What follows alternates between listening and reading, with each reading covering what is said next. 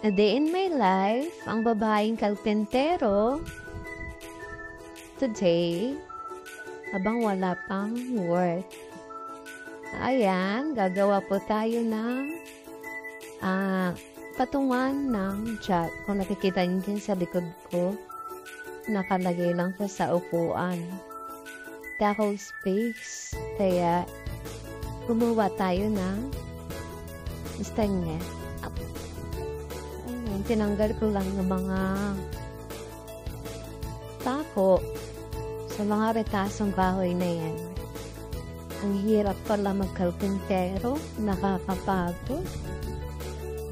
Sumasakit yung malalaki kong braso. So, pagtanggal ng mga pako na yan, ayan, sinukatan ko lang kung pantay-pantay yung mga kahoy na yan. May dalawang hindi pantay.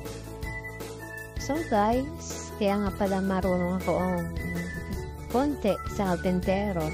Paglalagari na yan dahil kalpentero ang aking tatay. Kaya medyo marunong tayo, guys. Minsan kasi kami yung ginagawa niyang labor.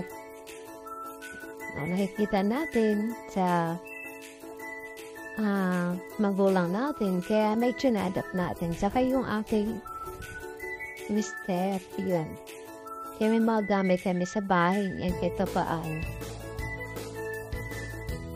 Yan. Pinantay-pantay ko lang.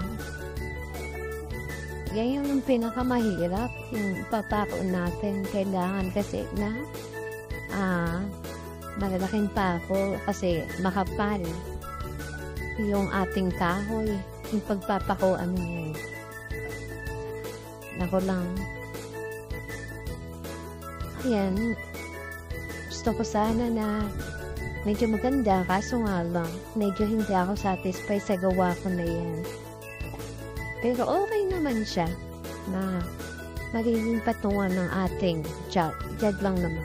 Akin lang, para maliit lang may space yung ma-occupy niya sa ating kubo-kubo. Kasi maliit lang ang ating kubo-kubo. Hindi po pwedeng malalaking gamit. Masikip tingnan. Nakikita yung sa likod ko, yan, laki ng upuan. Na babangga siya ng ating pintuan pagpubuksan. Abala. Kaya yan, napag-isipan kong gumawa ng patungan ng child. Purpose niyan, kaya medyo mapangpad para mapakinabangan yung ilalim niyan. Pwede natin lagyan pa ng sangga. Kaya tinanggal lang natin yung patungan na upuan. Para magamit din natin yung upuan. Lagay ko rin dyan sa gilid. Ayan, matangkad siya masyado. Siguro papaayos ko na lang yun sa mister ko pagpapagod. Patungan na yun. Okay naman siya. Yun lang, guys. Thank you for watching.